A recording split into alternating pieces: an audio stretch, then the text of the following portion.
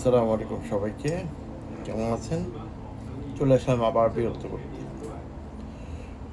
আমার না খুব ক্ষুধা লাগে, যতক্ষণ জাগনা থাকি শুধু খেতে ইচ্ছে করে, আর ঘুমালে খেতে ইচ্ছে করে না। যাই হোক, আজকে একটা খুব ইম্পর্টেন্ট ব্যাপারে আমি কথা বলতে আসছি। আমাদের লাইফে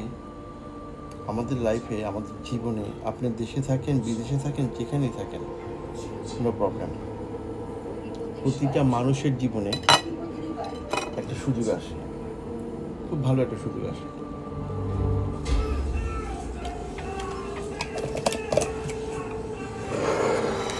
এবং এই সুযোগটা যে ধরে রাখতে পারে, সেই একমাত্র জিরো থেকে হিরো হয়ে যায়। এবং এই সুযোগটা যে ধরে রাখতে পারে না, সে হিরো থেকে জিরো হয়ে যায়।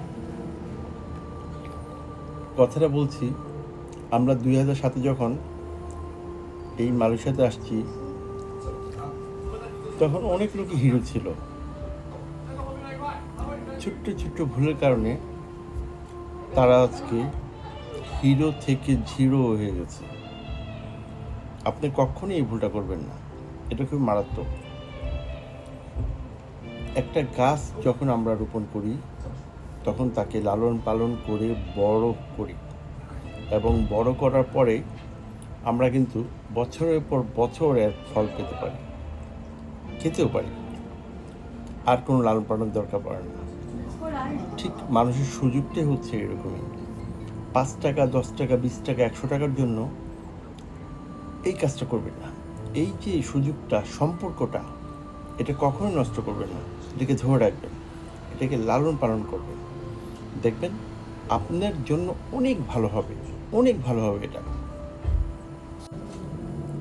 আমরা অনেকে আছি এরকম, ছোট ছোট ছোট ছোট অংশকে লোকটা সামাল দিতে পারি না।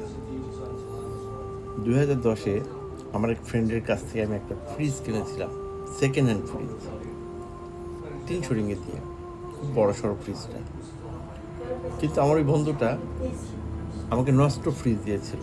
যেহেতু আমার বন্ধুর কাছ থেকে আমি কিনবো, সেহেতু টেস্ট করার দরকারই পড়ে না।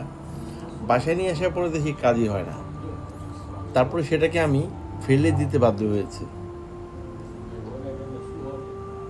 আজকে 15 বছর পরও কিন্তু এই জিনিসটা আমি ভুলতে পারি না। এবং সেই বন্ধুর সাথে যদি আমার কখনো গিভ অ্যান্ড টেকের, এখনও যোগাযোগ আছে তার সাথে, আমার প্রতিনিয়ত যোগাযোগ হয়, কিন্তু গিভ অ্যান্ড টেকের ব্যাপারে আমি বি কেয়ারফুল। এবং আমার কাছে যে সমস্ত সুযোগ সুবিধা আছে, কখনোই তার কথা চিন্তা করি না, আমার চিন্তা ভাবনার বাইরে সে। এই যে জিনিসটা, এটা কিন্তু খুব মারাত্মক। সে 300 টাকা আমার কাছ থেকে বাটপাড়ি করে নিয়েছিল, তাতে কিন্তু আমার দরজা তার জন্য বন্ধ। তো আমরা কখনোই এই ভুলটা করব না, এটা কিন্তু খুব মারাত্মক।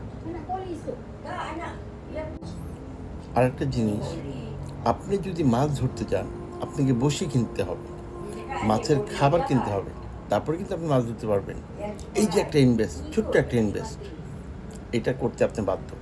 এটাতে কখনোই কি প্রেম করবেন না, এটাতে আপনার ক্ষতি ছাড়া লাভ হবে না।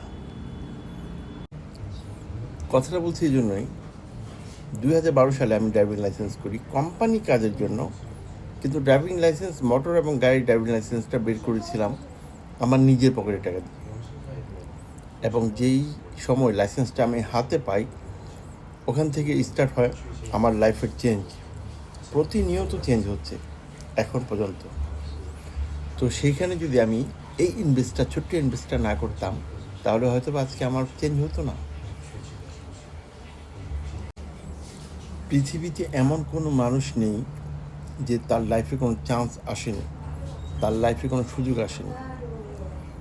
যারা ধরে রাখতে পেরেছে, যারা সুযোগটাকে লালন পালন করে বড় করতে পেরেছে, তারাই একমাত্র সাকসেস।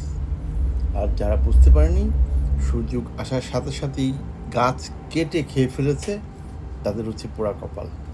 তো আমরা কখনোই এমন ভুল করব না। সুযোগ আসবে, আমরা সুযোগটা কাজে লাগাবো, ধরে রাখার চেষ্টা করব, নষ্ট করবো না সুযোগটা, কখনো না। সুযোগ জিনিসটা মানুষের লাইফে কয়েকবারই আসে, বারবার আসে না। কখনোই এটাকে মিস করবেন না। That's all. যে যেখানেই থাকেন ভালো থাকেন, সুস্থ থাকেন। আসসালামু আলাইকুম।